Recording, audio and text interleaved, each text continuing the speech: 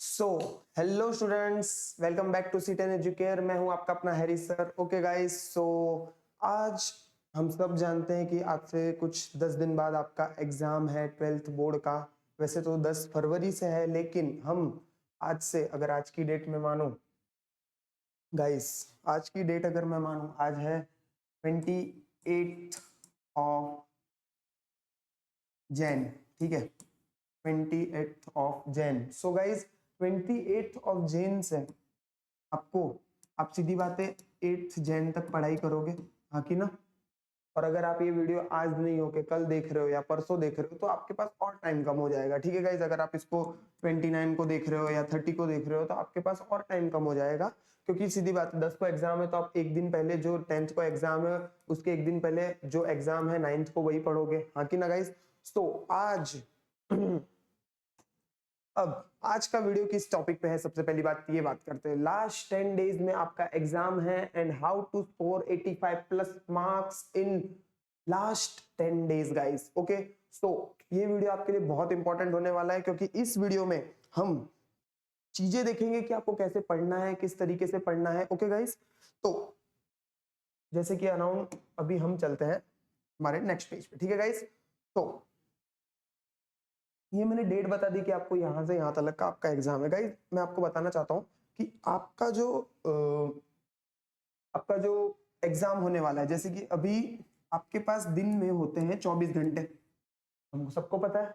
आपको गाइस दिन में कम से कम, अभी जिनको कुछ नहीं आता, जिनको आता है, कुछ भी करके आपको दिन में 15 घंटे तो पढ़ना ही, 15 आवर्स पढ़ना ही है, कैसे भी निकालो, करना पड़ेगा। क्यों? क्योंकि पूरे साल कुछ नहीं किया, तो अब अपने लाइफ चेंज करने के लिए आपको 15 घंटे तो देने ही पड़ेंगे, हाँ कि ना गाइस।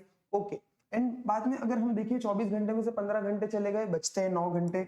उसमें से आप 6 घंटे सो या 5 घंटे सो, ठीक है, अब आपके ऊपर है। क्योंकि देखिए गाइस लास्ट का टाइम है तो आपको आपकी स्लीप थोड़ी सी कम करनी पड़ेगी, बट इतनी भी कम मत कीजिएगा कि रात को 2 ही घंटा सो रहा हूँ फिर पूरा दिन पढ़ रहा हूँ। आपके दिमाग पे प्रेशर आएगा, ज्यादा से ज्यादा कुछ नहीं होगा। ये दिमाग है, प्रेशर कुकर नहीं है, हाँ कि ना। तो सिंपल ये 6 घंटे आपको सोना है, स्लीप बहुत जरूरी है, हाँ कि ना। इसीलिए अब देखिए मिनिमम नॉर्मल डेली लाइफ में भी अगर अपन रात को 12 बजे के आसपास सोते तो सुबह 6 बजे उठ जाते हैं। तो 6 घंटे की स्लीप ना लेके हम 5 घंटे की स्लीप लेंगे तो दैट इज इनफ। ओके, क्योंकि आज का टाइम ऐसा हो गया है। उसके बाद बचता है हमारा 4 घंटा, ठीक है। 4 घंटे दिन के अदर एक्टिविटीज आपको करनी है, आपकी परफॉर्म, ठीक है। अदर एक्टिविटीज अगर आपका एक आध घंटा इधर उधर होता है तो कोई बात नहीं, लेकिन आपको इसको 14 टू 15 आवर्स आपको डेली पढ़ना ही है। ओके गाइस, अब दूसरी बात करते हैं, आपको स्कोर कैसे करना है, कैसे पढ़ना है। आज मैं आपको खाली फिजिक्स के अंदर आप कैसे बहुत अच्छे मार्क्स ग्रैब कर सकते हो, ये मैं बताना चाहूंगा, ठीक है गाइस। तो देखिए आपको पता है फिजिक्स का एग्जाम 100 मार्क्स का होता है, टोटल 80 मार्क्स का होता है, 20 मार्क्स इंटरनल, 30 मार्क्स, ओके, उस हिसाब से। तो आप देखिए, अगर मैं बताऊं आपको, अगर एक फिजिक्स में,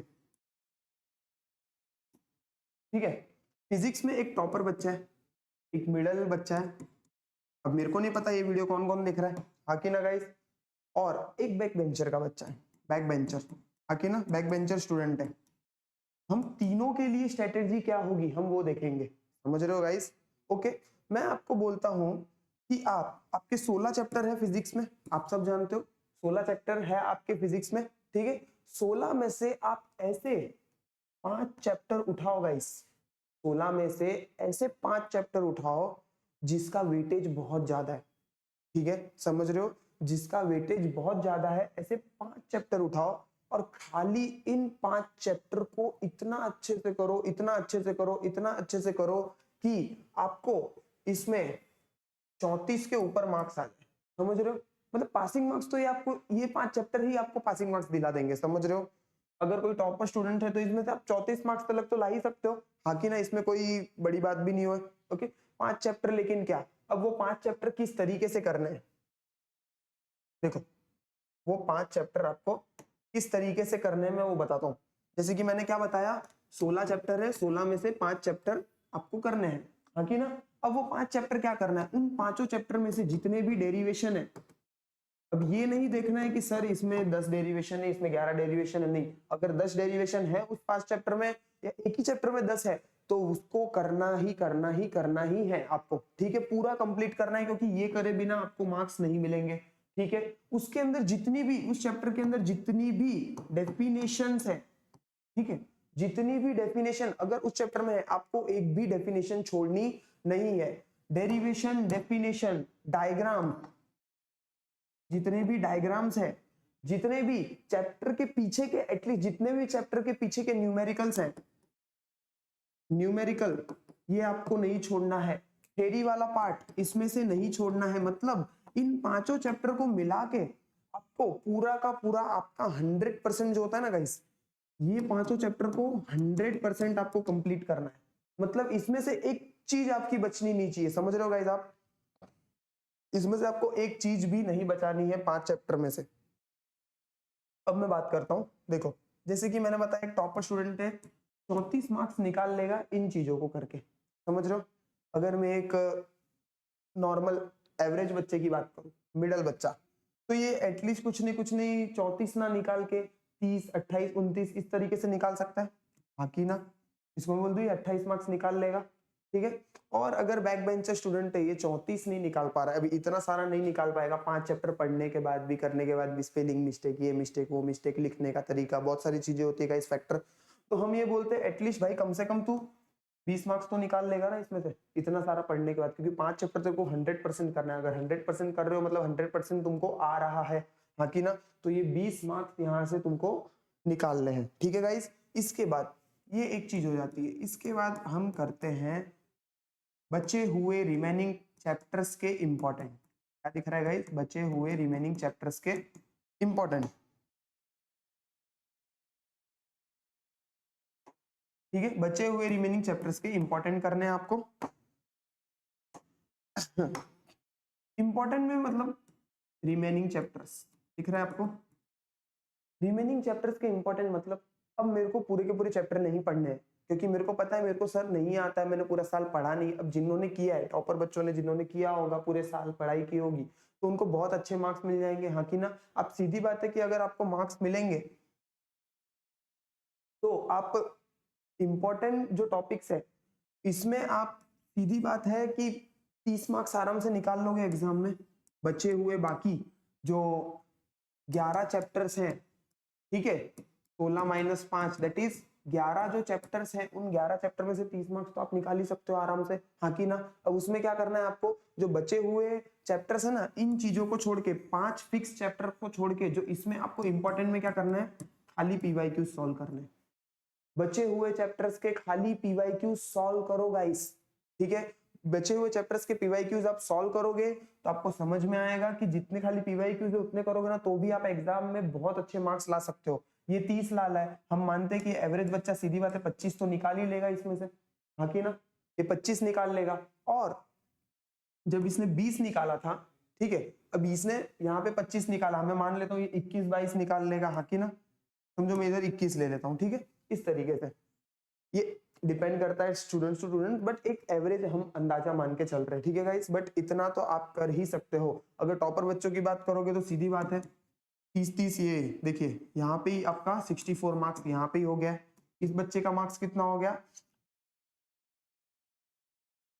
54 मार्क्स इसका यहाँ पे इसने ग्रैब कर लिया, और इसने कितना किया? 41 मार्क्स। देखिए गाइस, जो बैक बेंचर था वो तो चाहता है कि भाई मैं पास हो जाऊं, एटलीस्ट बंदा 41 ला के पास तो हो गया, पास तो सब हो गए अब तक, ठीक है।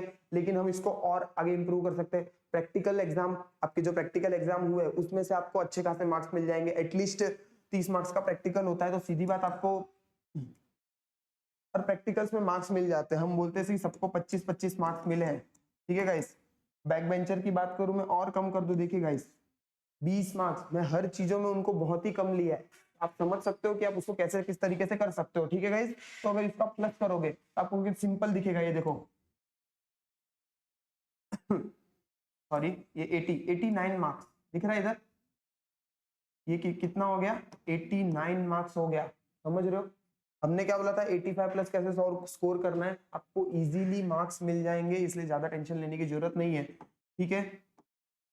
देखिए सॉरी, ये 79 है, 79 मार्क्स ये स्कोर हो रहा है, आपको दिख रहा है 79 मार्क्स, और इसको 41 और 20 कितना होता है गाइस 61 मार्क्स। समझ रहे हो आप गाइस 89 79 61 मार्क्स, बैक बेंचर के लिए 61 मार्क्स मतलब भाई भगवान मिल गए मेरे को, 61 मार्क्स है फिजिक्स में, समझ रहा है क्या ऐसा। तो इस तरीके से आपको ये पूरा फिजिक्स का पैटर्न नोट करना है। अब मैंने जो बताई बातें आपको, ठीक है, सबसे पहले मैंने क्या बताया, 5 चैप्टर्स लेना है। पहला स्टेप क्या है, 5 चैप्टर्स, ठीक है, पूरा पोर्शन कवर करो उसका, फुल पोर्शन, ठीक है, फुल पोर्शन उसको क्या करो, कवर करो, सारी चीजें उसको कर लो, ठीक है, उसमें से थोड़े मार्क्स ग्रैब करो। उसके बाद अगला क्या पार्ट था हमारा, जो रिमेनिंग चैप्टर्स हैं, रिमेनिंग चैप्टर्स के क्या करने हैं आपको, पीवाईक्यूज करने हैं।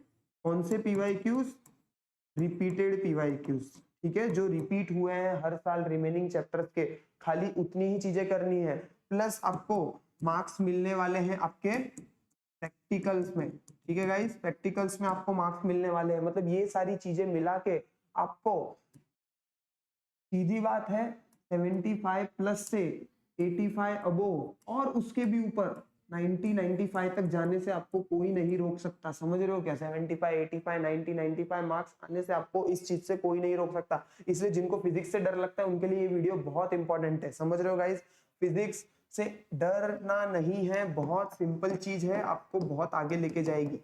समझ रहे हो गाइस, तो फिजिक्स से रिलेटेड आपको सारे इंपॉर्टेंट, ये कैसे इनको स्कोरिंग करना है, कैसे लास्ट टाइम में पढ़ना है, अगर आपको चाहिए यही थ्योरी आप अप्लाई कर सकते हो, केमिस्ट्री के लिए भी यही थ्योरी आप अप्लाई कर सकते हो, बायोलॉजी के लिए भी यही थ्योरी आप अप्लाई कर सकते हो, मैथ्स के लिए भी, ठीक है गाइस। तो आज के लेक्चर में हमने क्या देखा, जितने भी इंपॉर्टेंट, मतलब जितने भी तरीके से आप कर सकते थे फिजिक्स को अच्छी तरीके से स्कोर कर सकते थे, हम वो सारे कॉन्सेप्ट देखे, हमने तरीका समझा कि किस तरह से आप स्कोर कर सकते हो चीजों को। ओके गाइस, तो ये आई थिंक सो आपको ये बहुत हेल्पफुल रहेगा। सो तब तक के लिए धन्यवाद, thank you, all the best exam के लिए। Okay guys.